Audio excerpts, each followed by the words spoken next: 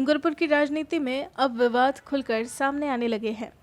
कभी जिलाध्यक्ष दिनेश खोडनिया के कट्टर समर्थक माने जाने वाले डूंगरपुर विधायक गणेश घोगरा ने अब खोडनिया के खिलाफ ही मोर्चा खोल दिया है और खोडनिया पर जमकर जुबानी हमला बोला है। दरअसल डूंगरपुर में विधायक गणेश घोगरा के इस्तीफे की घोषणा के बाद से डूंगरपुर कांग्रेस में बगावत बढ़ती ही जा रही है। बिछीवाड़ा पंचायत समिति के कांग्रेस प्रधान देवराम रोत और पूर्व प्रधान राधा घाटिया ने गुरुवार को विधायक के इस फैसले को राजनीतिक स्टंट बताया था। अब शुक्रवार को गणेश घोगरा ने कांग्रेस के निवर्तमान जिलाध्यक्ष दिनेश खोडनिया पर जमकर निशाना साधा है। घोगरा ने खोडनिया पर उदयपुर संभाग में कांग्रेस को कमजोर करने का आरोप लगाया है। गणेश घोगरा ने प्रशासन को आड़े हाथों लेते हुए कहा कि कलेक्टर एसपी की ओर से एसडीएम समेत 22 कर्मचारियों को बंधक बनाने की गलत रिपोर्ट भेजी गई। उन्होंने कहा कि ग्रामीणों ने उनके सूरपुर पंचायत पहुंचने से पहले ही पंचायत भवन पर ताला लगा दिया था। उन्होंने किसी को भी बंधक नहीं बनाया, वो ग्रामीणों की मांग के समर्थन में सिर्फ धरने पर बैठे थे। घोगरा ने निवर्तमान जिलाध्यक्ष दिनेश खोडनिया पर अधिकारियों पर दबाव बनाकर मुकदमा दर्ज करवाने, उदयपुर संभाग में कांग्रेस के नेताओं को लड़ाने और कांग्रेस को कमजोर करने के आरोप लगाए। साथ ही संभागीय आयुक्त, कलेक्टर, एसपी और खोडनिया की कॉल डिटेल निकलवाकर सीबीआई जांच कराने की मांग भी की। विधायक ने कहा कि दिनेश खोडनिया सीएम के नजदीक होने के फायदा उठाकर संभाग में अपनी मनमर्जी से अधिकारी लगवाते हैं और अपने हिसाब से उनसे काम करवाते हैं। घोगरा ने खोडनिया पर कांकरी डोंगरी उपद्रव में भी हाथ होने का आरोप लगाया। घोगरा ने खोडनिया पर आरोप लगाते हुए कहा कि खोडनिया मुझे रिमोट कंट्रोल की तरह चलाना चाहते हैं। वे चाहते हैं कि विधायक उनके यहाँ आकर धोख लगाए, वह जहाँ चाहे वहाँ विधायक बैठे, लेकिन ऐसा नहीं होगा। घोगरा ने कहा कि मैं गुलाम विधायक नहीं हूँ। उन्होंने कहा कि जनता ने उन्हें चुना है और वे जनता के लिए काम करेंगे। अब कराएंगे हम। भाई क्या हो रहा है खेल पूरे संभाग में। दिनेश खोडनिया जी एक ही चला रहे हैं, न तो कोई मंत्री है न कोई मैं ही सब कुछ हूँ। मैं ही जिसको चाहूँ उसको लगा सकता हूँ और मैं ही जिसको चाहूँ उसको फंसा सकता हूँ और मैं जैसा कहूँ ऐसे। पर ये प्रशासनिक तंत्र कर तो हम क्या कर रहे हैं? आज हमारी जनता, लाखों लोग बेड़ेश्वर में, आदिवासी लोग हमारे और हमारे लोगों पे ये राज कर रहे हैं कि खाली फोटो खिंचाने के लिए, ऊपर बताने के लिए। ऐसा अब नहीं चलेगा। हम जान चुके हैं, जाग चुके हैं। कोई बात नहीं, हमें नेता बनने का आगे अवसर मिले, मेरी टिकट कटवा दो। उन्होंने ये भी कहा कि आने वाले समय में इसकी मैं टिकट कटवा दूंगा। कटवा दो टिकट, कोई फर्क नहीं पड़ता। मेरे से संपर्क मालवीय जी ने किया, प्रताप सिंह खाचरियावास जी ने किया, राजेंद्र यादव जी पहले मंत्री थे उन्होंने किया, भगत सिंह जी भाटी जी ने किया और हरीश जी चौधरी। इन चार पांच जनों ने मुझसे संपर्क किया। तो क्या हुआ, मैंने पूरी घटना बता दी। अगर मेरी ये मांग नहीं होती है, मैं इसके बारे में कोई चर्चा नहीं करना चाहता हूँ। आज अधिकारी उनका क्या कहना था? हम बात करेंगे, हम बात रखेंगे। मैंने कहा कि जो वाजिब है उसको, उसका भूमि आवंटन, उसको खातेदारी हक मिलना चाहिए। जो 91 में वर्षों से पेनल्टी भर रहा है उसका अधिकार नहीं है, उसको मकान का पट्टा नहीं मिलना चाहिए। कब तक रिजल्ट देने के लिए कहा? उन्होंने कहा हम बात करेंगे। बस देख रहा हूँ, मैंने तो दे दिया है, मैंने अपना इस्तीफा पेश कर दिया है। इसने ताला लगाया और इसने बंधक बनाया, जबकि मैंने ताला ही नहीं लगाया। पता करो आप उनसे, जो अंदर अधिकारी बैठे थे उनसे भी पूछो एमएलए ताला लगाया नहीं लगाया। मेरे से पहले ताला लगा था। तो इस तरह से एक एमएलए को बदनाम करना चाह रहे हैं। एमएलए पे झूठे रिपोर्ट रोज भेज रहे हैं सीएमओ में कि एमएलए ने सब कुछ ऐसा काम किया है। तो एमएलए के खिलाफ आप झूठ, मुख्यमंत्री से कोई मैसेज नहीं आया? झूठ ऐसी जो आप वहां रिपोर्ट भेज रहे हो मेरे खिलाफ, तो आम व्यक्ति के लिए आप तो मर्जी चाहे इसको फंसा सकते हो, मर्जी चाहे उसको ऐसा कर सकते हो। तो आम व्यक्ति का स्वतंत्र, आम व्यक्ति के लिए संविधान का, आम व्यक्ति के लिए कानून का है। ऐसे कई झूठे मुकदमे इन्होंने किए। मैं कहना चाहता हूँ ये ऐसे भ्रष्ट अधिकारी क्या नहीं रहने चाहिए, यही मेरी मांग है। और जनता मेरे साथ है और मैं जनता के साथ हूँ।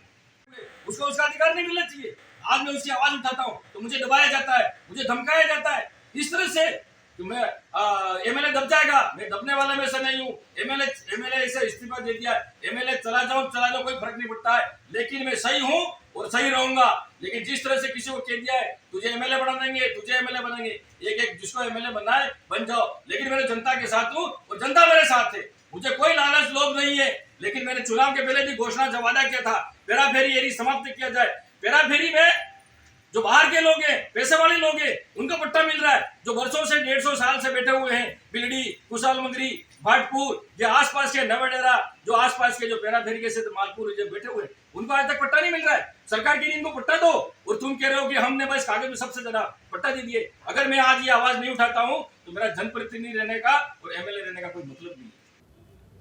वहीं दूसरी तरफ दिनेश कोडेनिया ने इस मामले पर जवाब देते हुए कहा कि विधायक गणेश घोगरा द्वारा उन पर लगाए सभी आरोप निराधार है। वो युवा हैं, उन पर मुकदमा दर्ज होने से वे विचलित हैं। कोडेनिया ने कहा कि वे 40 वर्षों से राजनीति क्षेत्र में हैं। इस दौरान संगठन के विभिन्न पदों पर रहते हुए सेवाएं दे रहे हैं। कोडेनिया ने घोगरा के लिए कहा कि वे भावुक व्यक्ति है, मुख्यमंत्री और प्रदेशाध्यक्ष से मिलकर मामले का समाधान करने का प्रयास करेंगे। साथ ही कोडेनिया ने यह भी कहा कि यह परिवार का मामला है, आपस में बैठकर जल्द से जल्द सुलझा लेंगे। मेरे ऊपर लगाए गए सभी आरोप निराधार है। हमारे विधायक गणेश घोगरा जी ने मेरे ऊपर जो आरोप लगाए हैं वो सब निराधार हैं। वो युवा आदमी हैं, युवा जोश है, उनके खिलाफ मुकदमा दर्ज हुआ, उससे वो विचलित हैं। और मैं इसमें निवेदन करना चाहता हूँ कि मैं पिछले 40 साल से कांग्रेस पार्टी में सेवा दे रहा हूँ।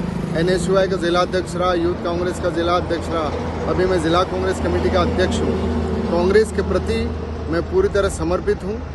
और अभी बेनेश्वर की राहुल गांधी जी की इतनी शानदार सभा हमारे जिला कांग्रेस कमेटी के बैनर तले करवाई गई। रतनपुर के अंदर पद यात्रा आई, वो शानदार कार्यक्रम हुआ। हमारे गुजराती पाटीदार के 20,000 लोगों को एकत्र करके कांग्रेस को मजबूत करने का काम किया है। लंबे समय से इस पार्टी को हम लोग सेवा देते आ रहे हैं। लेकिन गणेश घोगरा जी भावुक आदमी हैं, वो कोई विचलित हुए हैं। हम माननीय मुख्यमंत्री जी से और प्रदेश कांग्रेस कमेटी के अध्यक्ष से उनकी बात को पहुंचाया है और हमारे परिवार का मामला है, हम मिल करके इसको ठीक कर लेंगे। Pioneer public English medium school Kanba Dungarpur admission open 2022 और 23। 100% बोर्ड रिजल्ट, कक्षा 1 से कंप्यूटर शिक्षा, प्रोजेक्टर के साथ 20 कंप्यूटर युक्त लैब, सभी क्लासरूम सीसीटीवी की निगरानी में, RTE के तहत निशुल्क प्रवेश, बच्चों के पेयजल के लिए RO वाटर सुविधा, नर्सरी से ही कर्सिव राइटिंग, प्रशिक्षित अध्यापकों द्वारा अध्यापन, बच्चों को लाने ले जाने के लिए न्यूनतम दर पर बस सुविधा उपलब्ध, कमजोर बच्चों के लिए निशुल्क कोचिंग, अंग्रेजी, गणित, विज्ञान विषयों के लिए। तहसील स्तर पर कई बार विद्यालय को सबसे श्रेष्ठ विद्यालय पुरस्कार, बच्चों के खेलने के लिए विशाल प्ले एरिया। 10वीं में तहसील स्तर पर सर्वश्रेष्ठ परिणाम के लिए विद्यालय के निहल कलाल एवं निकी यादव को बिछीवाड़ा SDM द्वारा सम्मान। जिला स्तर पर सर्वश्रेष्ठ विद्यालय बनाने का ध्येय, बस्ती का भार कम करने का पूर्ण वादा।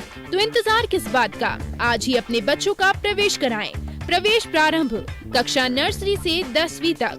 Pioneer public English medium school, Pioneer शिक्षा पर्यावरण वेद विज्ञान शोधन संस्था, नवल श्याम रोड हॉस्पिटल के सामने, कनबा जिला डूंगरपुर। संपर्क करें 9772277540 9929164511 और 9930034718।